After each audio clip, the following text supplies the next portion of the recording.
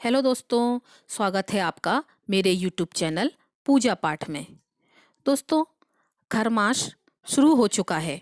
पूरे एक माह इन कामों को करने की मनाही है। जानें क्या करें और क्या ना करें। खरमास का हिंदू धर्म में विशेष महत्व बताया गया है। खरमास का आरंभ 15 दिसंबर को देर रात को हुआ है, लेकिन उदया तिथि के अनुसार 16 दिसंबर से खरमास का आरंभ माना जाएगा। विज्ञान हो या धर्म, पृथ्वी पर सूर्य के बिना जीवन की कल्पना नहीं की जा सकती है। जीवन को सुचारू रूप से चलाने के लिए प्रकृति की सकारात्मक ऊर्जा की आवश्यकता पड़ती है। ऊर्जा के देवता सूर्य दिसंबर माह के मध्य में धनु राशि में प्रवेश करते हैं। सूर्य के धनु राशि में प्रवेश करते ही खरमास प्रारंभ हो जाता है। देखा जाए तो साल में 2 बार खरमास का समय आता है।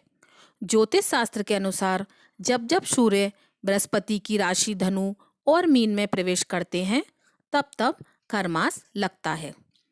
खरमास को लेकर कई तरह की भ्रांतियां एवं अनेक प्रकार की मान्यताएं जनमानस में प्रचलित हैं। खरमास का संधि विच्छेद करने पर ज्ञात होता है खर यानी गधा और मास मतलब महीना। किंवदंती के अनुसार खरमास महत्व को प्रत्येक जनमानस तक पहुंचाने के लिए एक कथा कही जाती है, जिसमें बताया जाता है कि भगवान सूर्य अपने 7 घोड़ों के रथ पर बैठकर ब्रह्मांड की परिक्रमा करते हैं और परिक्रमा के दौरान भगवान सूर्य का रथ एक क्षण के लिए भी कहीं नहीं रुकता है, लेकिन संपूर्ण ब्रह्मांड में वर्ष भर दौड़ते दौड़ते सूर्य के 7 घोड़े थक जाते हैं। इसलिए कुछ अंतराल के लिए घोड़ों को विश्राम एवं जल पीने के लिए रथ की भागदौड़ खर को सौंप दी जाती है, जिसके कारण सूर्य के रथ की गति में परिवर्तन आ जाता है। किंवदंती के अनुसार गधे यानी खर अपनी मंद गति से खरमास के समय रथ को संचालित करते हैं, जिसके फलस्वरूप सूर्य का तेज क्षीण होकर धरती पर प्रकट होता है। मकर संक्रांति के दिन से सूर्य पुनः अपने 7 अश्वों पर सवार होकर आगे बढ़ते हैं और धरती पर सूर्य का तेजों में प्रकाश धीरे धीरे बढ़ने लगता है। ऐसे में आइए जानते हैं कि खरमास में क्या करना चाहिए और क्या नहीं। खरमास की शुरुआत पौष माह के कृष्ण पक्ष की प्रतिपदा तिथि से होती है। वैदिक पंचांग के अनुसार इस बार पौष कृष्ण पक्ष की शुरुआत 16 दिसंबर से हो गई है। अब आइए जानते हैं खरमास में क्या नहीं करना चाहिए। ज्योतिष शास्त्र के अनुसार खर मास में आत्मा, ऊर्जा और शक्ति के कारक भगवान सूर्य की स्थिति कमजोर होने से इनके शुभ प्रभावों में भी कमी आ जाती है, जिसके कारण इस दौरान किए गए कार्यों में स्थायित्व की कमी आ जाती है। इसलिए खर मास में विवाह, गृह प्रवेश, नया व्यापार या किसी प्रकार की नई शुरुआत पर रोक रहती है, क्योंकि खर मास में इन कार्यों की सफलता की संभावना कम होती है। खर मास में हवन, विवाह चर्चा, गृह प्रवेश, भूमि पूजन, यज्ञोपवीत, विवाह या अन्य कर्मकांड आदि का निषेध रहता है। खर मास में पूजा का खास महत्व है। खासकर सूर्य देव की पूजा से आपको लाभ होगा। रोज सुबह उठकर सूर्य देव को जल चढ़ाएं और सूर्य मंत्र का जाप करें। ऐसा करने से सूर्य देव की कृपा आप पर बनी रहेगी और आपका भाग्य मजबूत होगा। खर मास में भगवान विष्णु की पूजा करने से बहुत लाभ होता है और ग्रहों की स्थिति अच्छी रहती है।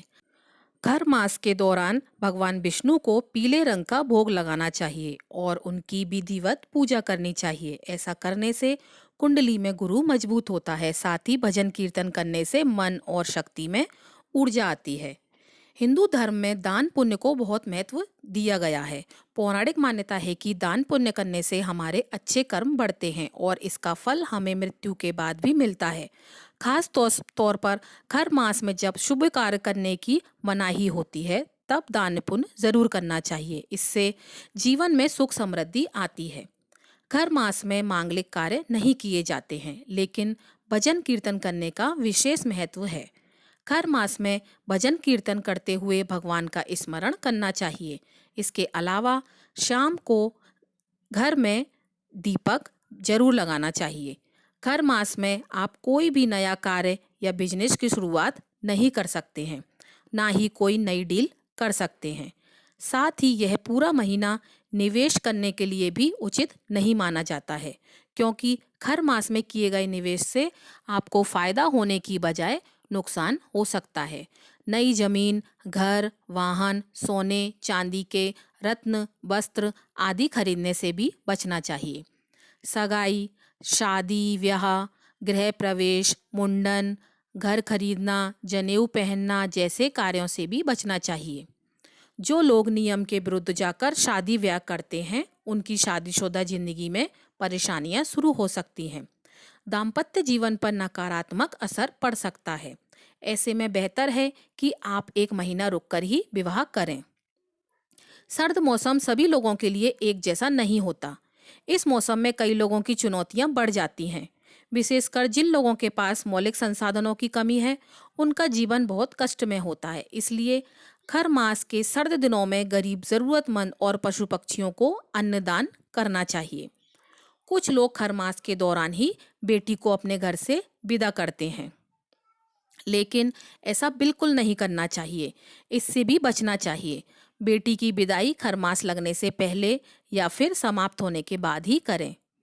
कभी भी किसी देवी देवता का अपमान या अनादर नहीं करें, वरना आपको कई तरह की परेशानियों का सामना करना पड़ सकता है।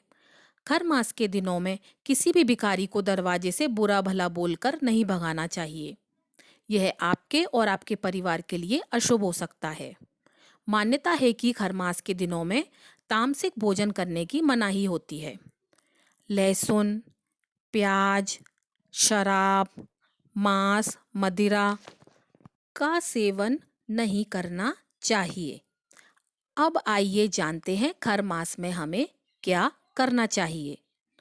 अक्षय पुण्य प्राप्त करने के लिए आप खर मास के महीने में मंत्रों का जाप करें, पूजा पाठ आदि करते रहें। यह सभी शुभ कार्य करने से आपको लाभ होगा। खर मास के दिनों में हर दिन सूर्य देवता की पूजा उपासना जरूर करें, जिन्हें जल से अर्घ्य देकर और सूर्य मंत्रों का जाप करें। भगवान श्री कृष्ण, भगवान विष्णु जी की भी पूजा करें। भगवान श्री हरि विष्णु जी की पूजा करने से इच्छाओं की पूर्ति होती है। चूंकि इस समय बृहस्पति ग्रह का भी प्रभाव कम होता है, ऐसे में इनकी भी पूजा और मंत्रों को जपें। इससे आपके सभी कार्य सफल होंगे। खरमास के दिनों में तुलसी जी की पूजा करनी चाहिए और हर दिन शाम में दीपक भी जलाएं। घर में सुख शांति बनी रहती है। इन दोनों बिस्तर पर सोने की बजाय फर्श पर बिस्तर बिछाकर सोना चाहिए। इतना ही नहीं, इस पूरे महीने प्लेट या थाली की बजाय पत्तल में भोजन करने को शुभ माना गया है। खर मास में दान पुण्य करने का विशेष महत्व माना गया है। ऐसे में यदि आप इस अवधि में गरीबों व जरूरतमंदों को अनाज जैसे गेहूं, चावल आदि का दान करते हैं, तो इससे आपके जीवन में अच्छे परिणाम मिल सकते हैं। इसी के साथ आप खर मास में गर्म कपड़े और कंबल आदि का भी दान कर सकते हैं। खर मास में सूर्यदेव की कृपा प्राप्ति के लिए आपको लाल कपड़े, गुड़, मूंगफली, काले चने आदि का दान करना चाहिए। ऐसा करने से साधक की कुंडली में सूर्य की स्थिति मजबूत होती है, जिससे साधक के लिए धन वैभव की वृद्धि के योग बनने लगते हैं। खर मास को बृहस्पति देव की कृपा प्राप्ति के लिए भी खास माना जाता है। बृहस्पति देव को ज्ञान का कारक माना जाता है। ऐसे में यदि आप भी बृहस्पति देव की कृपा प्राप्त करना चाहते हैं, तो इसके लिए आपको खर मास में पीली रंग की चीजों का दान करना चाहिए।